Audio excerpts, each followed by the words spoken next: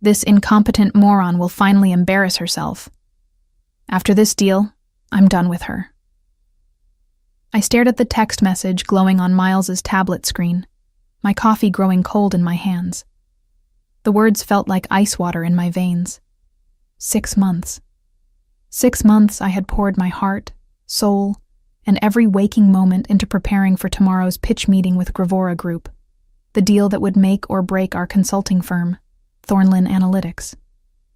My name is Joanna Wilkes, and for the past 8 years, I've been building something I thought was ours. Miles and I started this business together in Portland, Oregon, working 16-hour days from our cramped apartment, surviving on instant noodles and determination. I was the strategist, the one who crafted our proposals and presentations. He was the charmer, the face that clients loved. At least that's what I believed. The tablet had been sitting on our kitchen counter, forgotten after Miles rushed upstairs to take what he called an urgent client call. The screen lit up when I accidentally bumped it while clearing dishes. What I saw made my stomach drop. The message was sent to someone named V, with a heart emoji next to the contact name. Victoria, his assistant, the woman who'd been working late with him far too often these past few months. I scrolled up through their conversation, my hands trembling. Months of messages, intimate jokes, plans for after the divorce, detailed discussions about how they would push me out of the business once this Gravora deal was secured. How he'd been telling potential investors that I was just the background support while he was the real brains behind the operation. The cruelest part, they'd been laughing about my dedication, about how hard I'd been working on this presentation, staying up until 3 a.m. perfecting every slide, rehearsing every talking point, about how I had no idea what was coming. Baby, you should see her scrambling around, thinking this is her big moment, one message read. She has no clue that tomorrow is the day I finally get rid of the dead weight. Victoria had responded with laughing emojis and a message that made my blood boil. Can't wait to celebrate afterward. Just you and me running the show. I heard Miles's footsteps on the stairs. Quickly, I placed the tablet exactly where I'd found it and pretended to be loading the dishwasher. My mind was racing, but my face remained calm. 8 years of marriage to a manipulator had taught me how to hide my emotions when I needed to. Everything okay down here? Miles asked, wrapping his arms around me from behind. His touch, which once brought comfort, now felt like a snake coiling around my shoulders. Perfect, I said, leaning back against him with a smile that could have won an Oscar. Just thinking about tomorrow. I'm so excited about our presentation. He squeezed me tighter. Our presentation. That's right, sweetheart. We're going to crush it together. Together. What a beautiful lie. The next morning arrived with deceptive normalcy. I woke at 6 a.m. as always, went through my usual routine of yoga and meditation, then headed to our home office to do final prep work. Miles was already there, looking fresh and confident in his navy suit, the one I'd bought him for our anniversary last year. Big day, he said, not looking up from his laptop. Are you feeling ready? More than ready, I replied, settling at my desk. The presentation was loaded on both our computers, backup copies saved to the cloud. Every slide was perfect, every statistic verified, every argument bulletproof. I'd spent the last 6 months researching Gravora Group's pain points, their competition, their growth projections. This wasn't just a pitch. It was a surgical strike designed to address every concern they might have. What Miles didn't know was that I'd also spent the early morning hours making some additional preparations. A quick call to my divorce attorney, Rebecca Hayes, whom I'd worked with on several client cases. A discreet email to our accountant requesting copies of all business financial records. And most importantly, setting up a recording app on my phone. I'll make us some coffee, Miles announced around 9 a.m. The meeting was scheduled for 10:30 a.m. via video conference. Gravora Group's leadership team would be joining from their headquarters in Seattle, along with their legal counsel and 3 potential investors. I watched him move around our kitchen with the same easy confidence he'd always had. He was handsome. I'd give him that. Dark hair with just enough gray at the temples to look distinguished, green eyes that could charm anyone, a smile that had convinced me to trust him with my heart and my future. But this morning, I saw him differently. The way he hummed while he worked. Was he actually happy about what he was planning to do to me? He returned with 2 matching black mugs, his and hers coffee cups we'd bought during our honeymoon in Italy. The irony wasn't lost on me. "Here you go, honey," he said, setting my mug down with extra care. "Drink up. You'll need the energy." The coffee looked and smelled normal, dark roast, just how I liked it. But his smile was too sweet, too deliberate. I took a small sip and watched his face. Was that satisfaction I saw flash across his features? "Thank you," I said warmly. "You always take such good care of me." His phone buzzed. Victoria, no doubt. "I need to use the bathroom quickly before we start," he said, already moving toward the hallway. "Can you pull up the presentation? I want everything ready to go." The moment he disappeared, I sprang into action. I switched our mugs with practiced efficiency, placing his in front of my computer and mine in front of his. Then I settled back into my chair, pulled up the presentation, and waited. When he returned, he sat down without glancing at the mug, took a generous sip of what he thought was his untainted coffee, and smiled at me with perfect, oblivious satisfaction.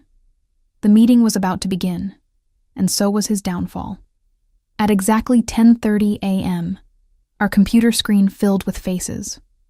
Harrison Webb, Gravora Group's CEO, appeared in the main window, a distinguished man in his 60s with sharp eyes that missed nothing.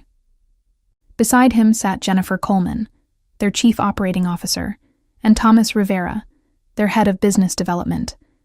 3 additional windows showed the potential investors Miles had been courting for months.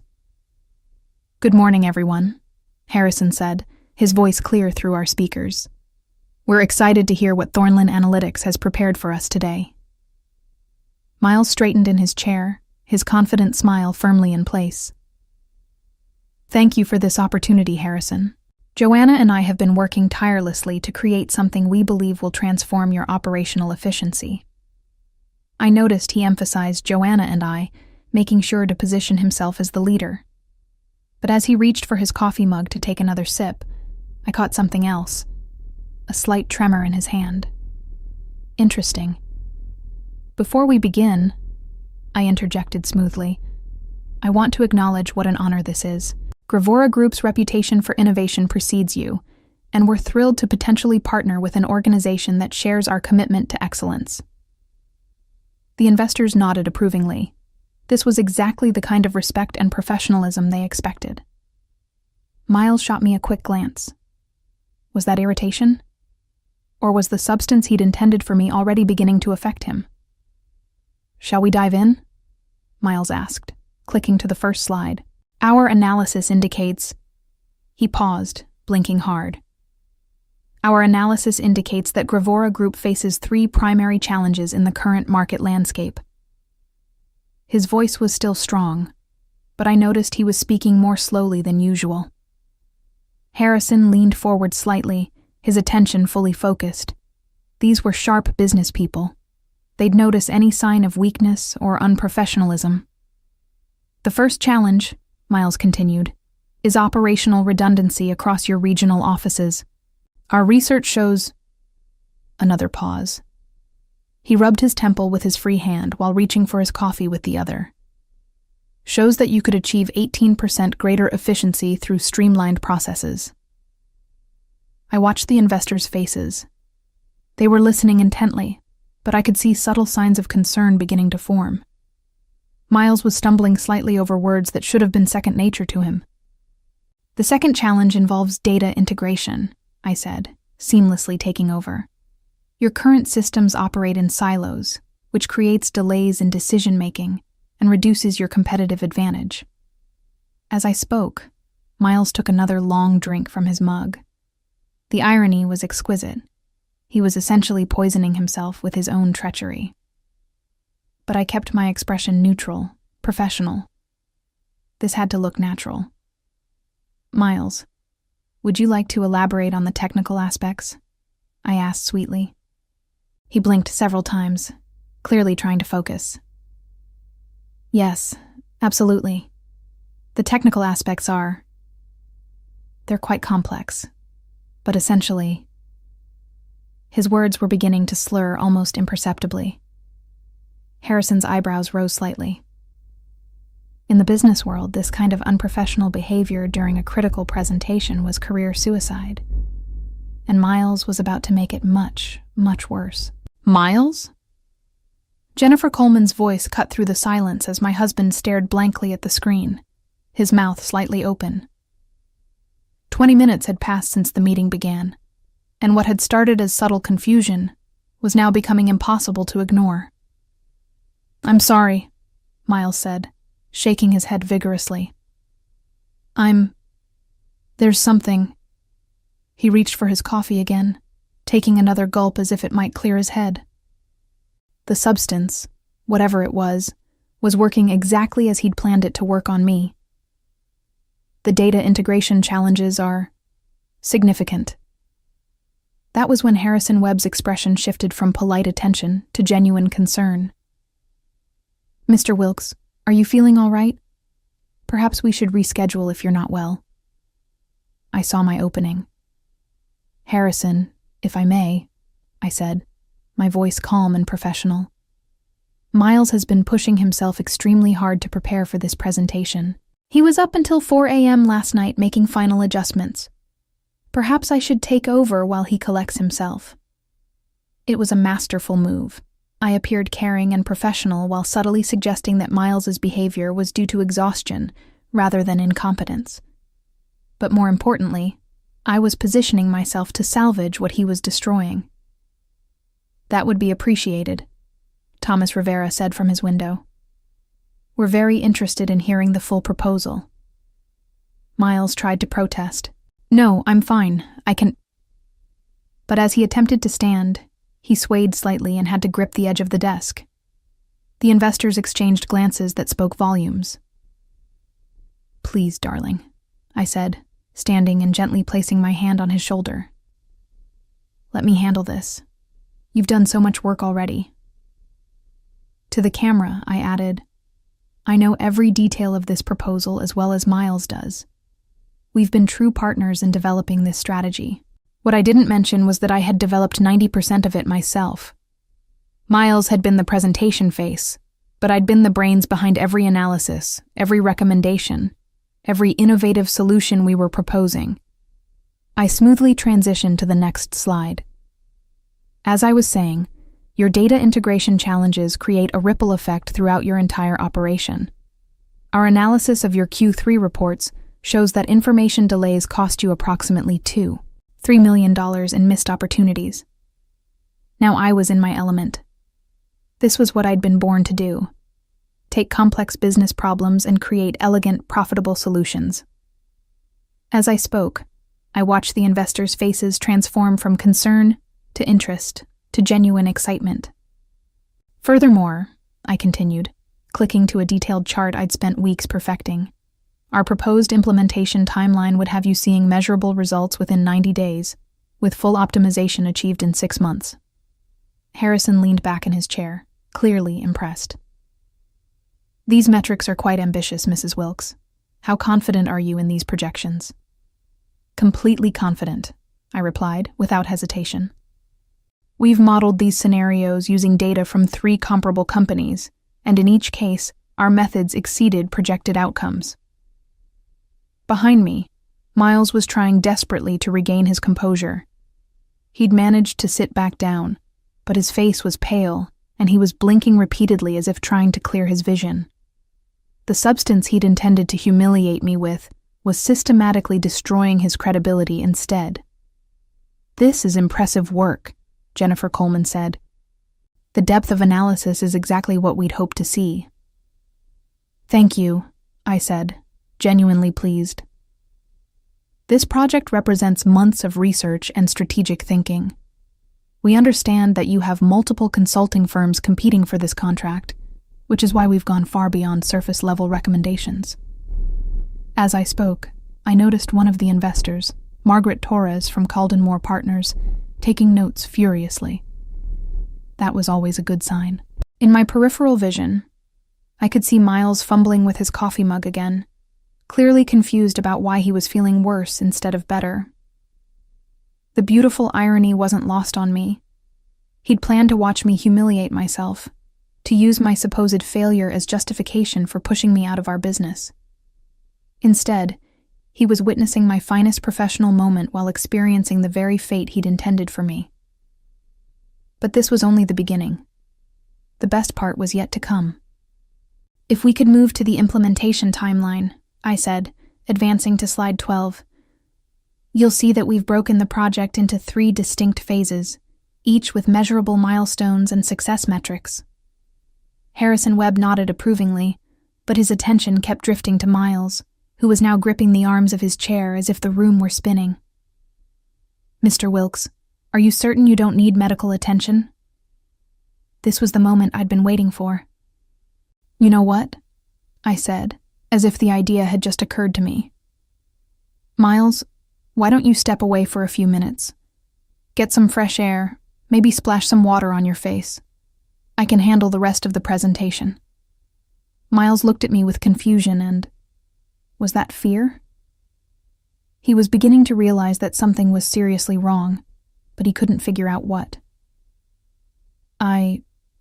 Yes, maybe that's a good idea," he mumbled, struggling to stand. As he left the room, swaying slightly, I turned back to the camera with a concerned but professional expression. "I apologize for the interruption. My husband has been under tremendous pressure lately. He's incredibly dedicated to this project." "Of course," Jennifer Coleman said kindly. "Please continue. This presentation is fascinating." And continue I did. Without Miles's presence, I felt a freedom I hadn't experienced in years. This was my work, my expertise, my moment to shine. I moved through the remaining slides with precision and passion, addressing every question with detailed knowledge that clearly impressed our audience. "Your competitive analysis is particularly thorough," Thomas Rivera commented. "How did you obtain such detailed insights into Gravora Group's market position?" 3 months of deep research, I replied honestly. I personally interviewed 15 industry experts, analyzed 5 years of market data, and conducted focus groups with your target demographic. This isn't theoretical. It's based on real-world intelligence. I could see the excitement building in their faces. These were business people who appreciated thoroughness, and I'd given them exactly what they were looking for. My phone, which I'd set to record at the beginning of the meeting, was capturing everything. Not just the presentation, but also Miles's gradual deterioration and my seamless takeover, evidence that would be crucial for what came next. "Mrs. Wilkes," Harrison said as I approached the final slides, "this level of preparation is exceptional. How long have you been developing these strategies?" "I've been working on variations of this approach for over 2 years," I said. "When we learned about the opportunity to work with Gravora Group, I adapted and refined these concepts specifically for your needs." What I didn't mention was that Miles had contributed virtually nothing to the strategic development. He'd been focused on schmoozing potential clients at expensive dinners, while I'd been doing the actual work of building our business. "The financial projections are compelling," Margaret Torres interjected, "but implementation is where most consulting projects fail. How do you ensure successful execution?" I smiled. This was where I truly shined. Accountability is built into every phase: weekly progress reports, monthly milestone reviews, and quarterly strategic assessments. Plus, I personally oversee every major implementation step. "You personally?" Harrison asked. "Absolutely. This isn't a project we hand off to junior staff. When you work with Thornlin Analytics, you get our senior-level expertise throughout the entire process." I was being careful with my language, subtly positioning myself as the primary resource rather than Miles. But I was doing it professionally, focusing on capability rather than making any negative comments about my husband. As we moved into the final phase of the presentation, I felt a surge of confidence I hadn't experienced in months. This was going better than I'd ever dreamed. And the best part? Miles was missing his own professional destruction. The presentation concluded to enthusiastic responses from all participants. Harrison Webb looked genuinely excited, Jennifer Coleman was asking detailed follow-up questions, and the investors were clearly impressed by what they'd seen. "Mrs. Wilkes, this has been outstanding," Harrison said.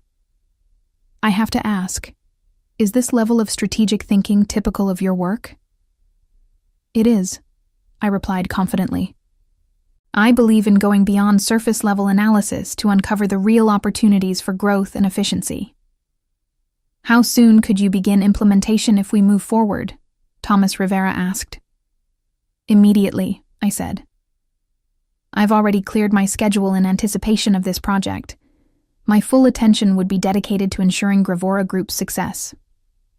Again, I was careful to use I rather than we. Not inaccurately. I truly was the one who would be doing the work. But it was also strategically positioning myself as the primary resource. That's when Miles stumbled back into the room, looking even worse than when he'd left. His face was ashen. He was moving unsteadily, and there was genuine confusion in his eyes. "How's everything going?" he asked, his words noticeably slurred now. The contrast was striking. Here I was, delivering a flawless presentation with confidence and expertise, while he could barely form coherent sentences. The optics were devastating for him. "We were just discussing implementation timelines," I said gently, as if speaking to someone who was clearly unwell. "Why don't you sit down, honey?" Harrison Webb's expression had shifted to one of concern mixed with professional assessment. In the business world, reliability and professionalism were everything.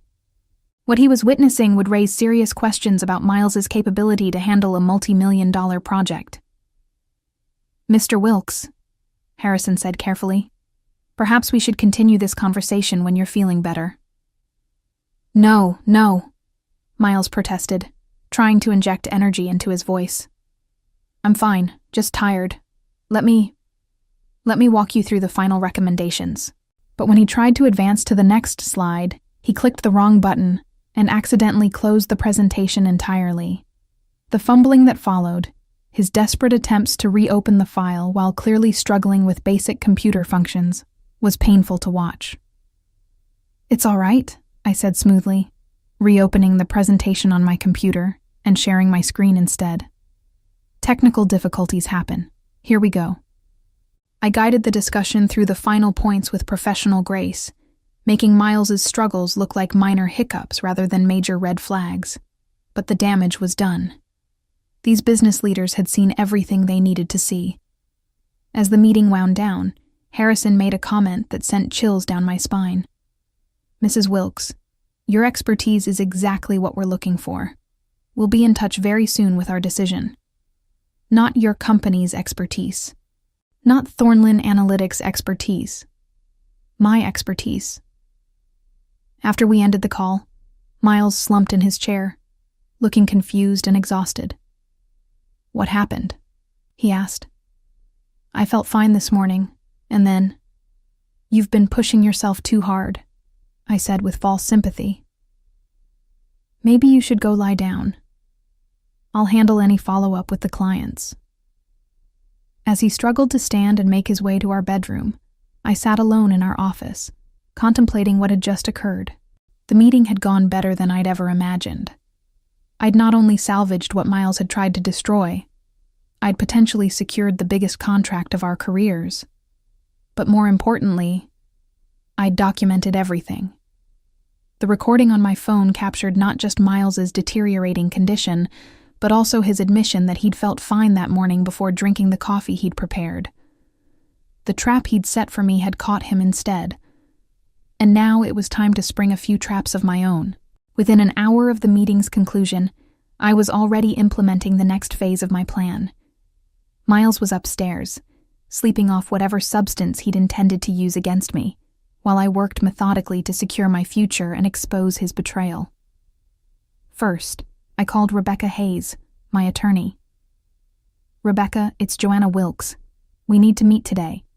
I have evidence of my husband attempting to drug me, plus documentation of his plans to steal our business." "Joanna, that's a serious accusation.